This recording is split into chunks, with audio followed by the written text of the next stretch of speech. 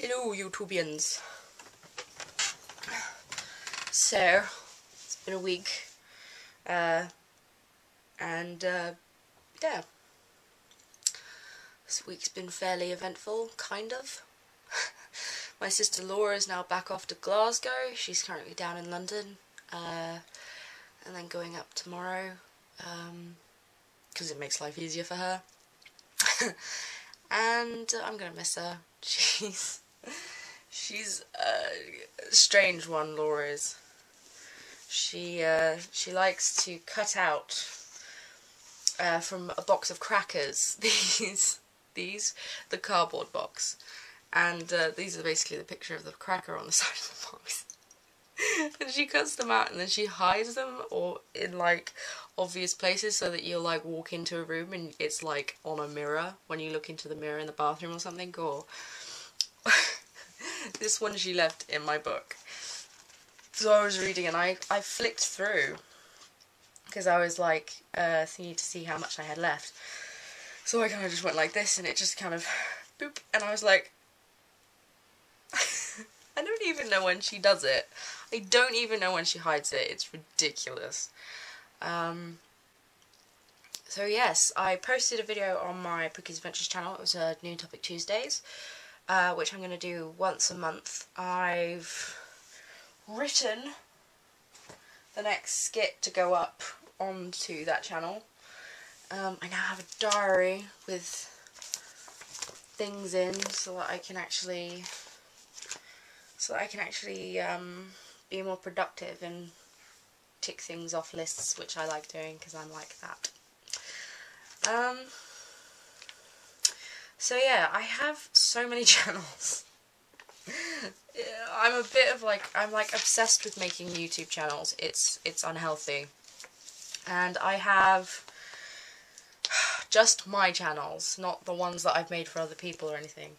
I have my Danielle Loves You channel, which is this channel, which I do vlogs on. And I have my Pookie's Adventure channel, which I do my skits and Topic Tuesdays and kind of more structured videos, I guess. Whereas this is kind of more off the cuff, I'm talking to you. This is, you know, my brain's vomiting onto a video. Did I just say that? Then I have my Pookie Gaming channel where I'm gaming. I haven't posted much on that. I am going to get back to it. My computer is... I'm trying to make my computer healthier so that I can actually do it and record stuff. I know the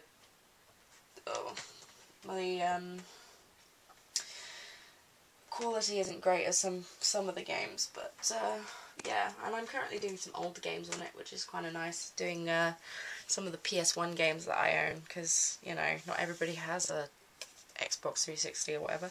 No, actually more it's because it's fun. I'm knitting a scarf out of this amazing wool that I've had for years. I know how to knit, and I've known how to knit since I was young, because I used to go to sewing club at school, which was basically they would have, it wasn't like an official club, it was more like our teacher, Miss Miller, she used to basically in one of the breaks, I think it was lunch break, she basically would have, you know, like an hour where she would teach kids to sew, knit and thingy, and we'd make things, and it was really nice. And I learned how to knit, and I did other things, sewing and whatnot, made little ducks and things like that. A little hand puppet bear. And so Mum taught me how to do the purl, because I only actually knew how to do the knit stitch. So I can now do knit and purl, which is cool. But so for years I've done this, and I've had this ball of wool for years as well. Not as long, but for the last couple of years. And I kind of end up knitting about this much, probably about this much, and then undoing it all because I'm like, it's crap, I'm gonna start again. So this is the longest scarf I've made so far, and it's not great, but it, you know, I like it.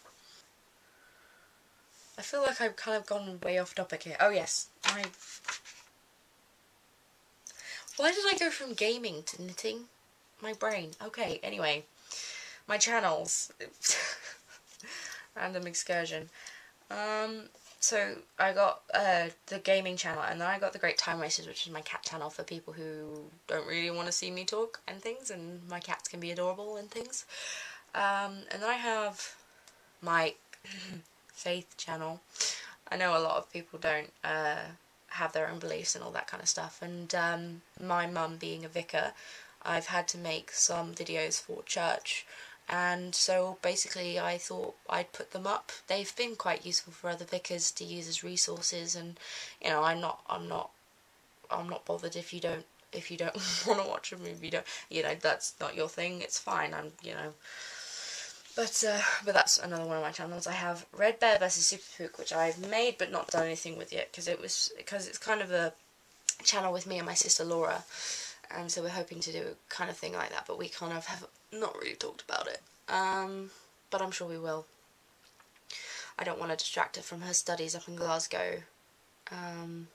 She's doing like sciencey stuff, and that's kind of like super complicated and studying hard and whatnot.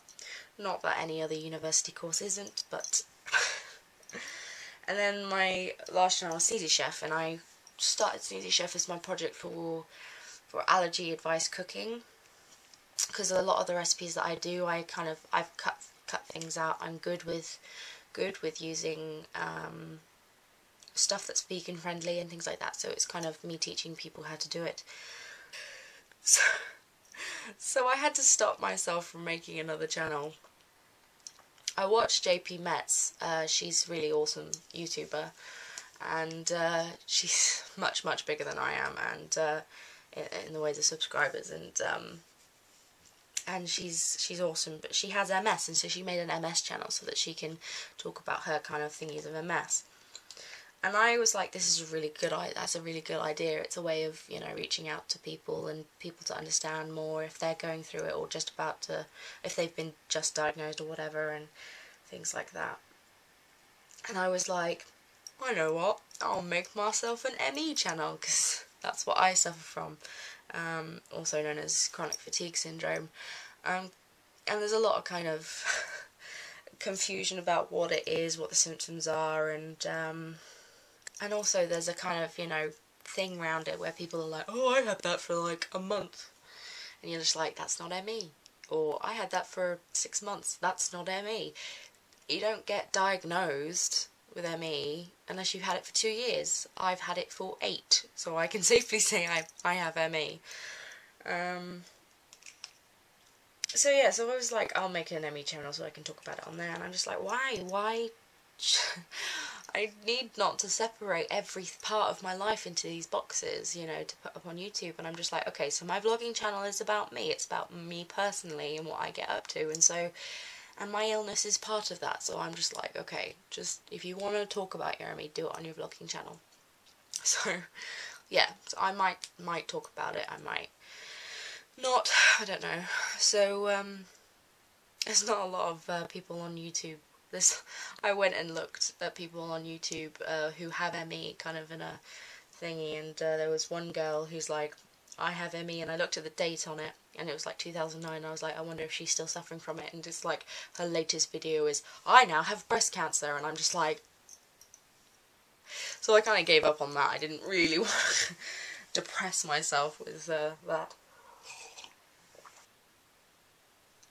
Continuing with the ME thing. I'm trying to claim ESA, which is Employment Support Allowance, and it's basically the kind of gateway thing to disability and whatnot, for people who can't claim job seekers and who need money to live, basically. I can't get a job because of my illness and things like that, so I claim ESA, and I applied for it late 2000. Are you serious right now? Are you actually... What are you doing to my book? You just crumpled my page. What? What? Huh? I know, I can't be mad with you today. I accidentally stepped on her tail today, so she's not happy with me. Well, she's fine, it's just I feel guilty, and so I'm just like, lovely, I love you, I didn't mean to. she's fine. Anyway, so basically they kind of go through a system where they're like, you know, do you deserve it? Do you fit into criteria of you know, fitting the boxes and whatever? And so basically, I went to their medical assessment, and it's kind of all this kind of ridiculous stuff. Can you raise your arm? And if you can do that, you can work, obviously. And look what you just did to my book. My pages are now crumpled. Cat. So so basically they assessed me as able to work, which wasn't great. And basically the thing next thing after that, if they don't approve it, is to go to tribunal, which is basically where you sit in a room with a judge and a doctor, and they ask you questions and whatnot, and they evaluate your case, and they basically decide as what's the word? Impartial people to the company and to me, so that they can decide, you know, in a thingy way that if I deserve ESA. So I knew that it was coming up. I knew that it was, you know, going to happen eventually, because they kind of said, oh well, you know, it will pay you in the meantime, but it'll be like next year, the tribunal. So yeah. So Mum's been intercepting my mail because I had a really unfortunate phone call. The phone call that they told me that I didn't qualify for ESA. I picked up the phone and it was just like,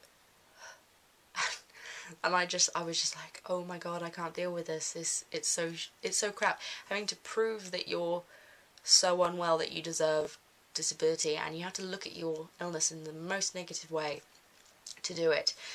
Whereas the rest of the time you're trying to look at it positively so that you don't lose your mind. Anyway, so Mum comes in on Tuesday this week, and she goes, oh yeah, tribunal's today at 3. Sorry about that.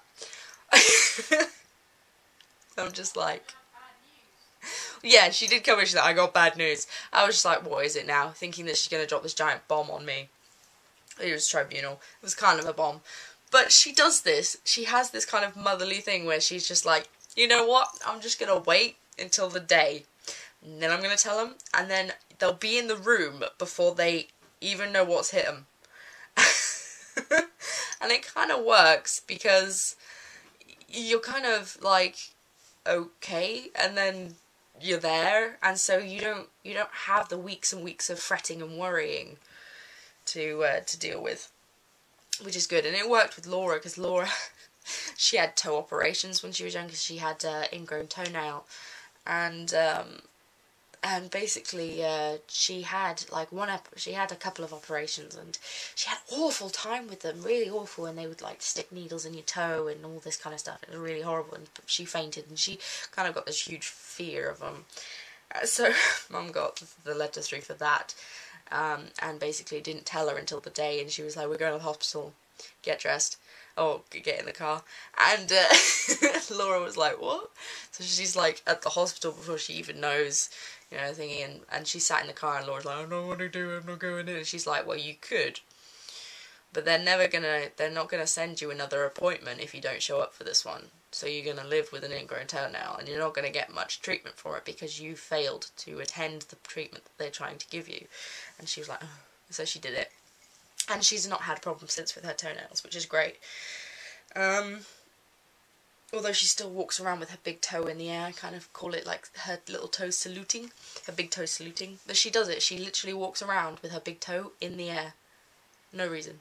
It's just very strange. I think she just got used to it for not bashing things and whatnot. Anyway, so Mum did that to me for my ESA. Apparently she got it around Christmas, before Christmas, and so she was like, I'm not telling her now, because it's just like, she knows me well enough to know that I probably would have spent the entire day. So we go, and I'm just like, great. And I'm having a particularly bad day because my arm and my leg are really pain. And and I'm kind of shuffling along because It's not great. And so we go in and we sit down, and there's more people in there, and they're like, you know, with a lawyer, you know, with this woman who's in like really smart attire, and there's me and Mum sat with a tiny little folder, and this other couple with a lawyer and stacks of papers, and we're just like, yeah, we're unprepared, yep, we're screwed. And so at this point I'm still like shocked that we're even there, because it's like not even registered with me that it's happening. And so they go in, and then they come out, because they have the question time, and then they have to deliberate, and then you get called back into thingy. And they have to come in the waiting room, and they're like, that was crap, you know, it wasn't great and bad, and and they're like, and this guy obviously can't walk. He was really quite obviously ill. I mean, he was like banging into doorways and stuff. It was really bad, and we were like, that's not great. And the lawyer, so we were like, they'll probably get it. And they come out the second time, and they're like, we didn't get it. And we were just like, oh, if they didn't get it, and they had a lawyer and stacks of paper, what on earth are we gonna? There's, you know, we might as well just leave now. You know, was kind of the thing going through our mind. And with the year that we've had, it's kind of like, crap. So we get called in, and as mum put it, we were angry, we were belligerent, we were rude, we were condescending, we were all under the sun of negative things. I mean, the woman started asking me about Mum's job, and I'm just like, I literally just said to her, what, I don't understand the relevance of this line of questioning. You know, the ESA is about me, it's not about my mum, you know, it's not about where she worked. She asked what church she worked at, and I was just like, yeah, relevance? None. So we go out to the waiting room, and I'm just like, we're screwed, you know, and it kind of all got to me, and I just burst into tears. I was just like, great, you know, I'm burden and all this kind of stuff, and I'm crying, I'm sat there crying, kind of, you know, oh god, I gotta pull myself together, because I'm just about to go back into a judge and a doctor who are about to tell me, you know, to go home and get a job and whatnot. And so we go back in, and Mum's pretty much the same thingy as me, we're screwed. And we go back in, and we look at the people. They've got like two chairs on the table, and there are two pieces of paper sat in front of one chair and the other. And I look down and I read, "You are approved." And the first thing that goes through my head is, that's really badly worded. Because, you know, because I was just like, it's really badly worded, because they've rejected me and it says we have approved. So, so this judge kind of starts talking, and he literally says, we have approved you for your ESA, you'll get the full amount and all this kind of stuff, and you won't have to worry about it until your next medical assessment and whatnot. And because I was crying in the waiting room, and I was, and I tried to pull myself together, and it kind of, you know, it was quite obvious that I'd cried. I mean, the secretary was like, and literally after he said it, I was just like, just tears streaming down my face, and it was a mixture of relief, confusion, and shock, which was really bizarre. So there's me. And Mum to the left of me starts sobbing as well.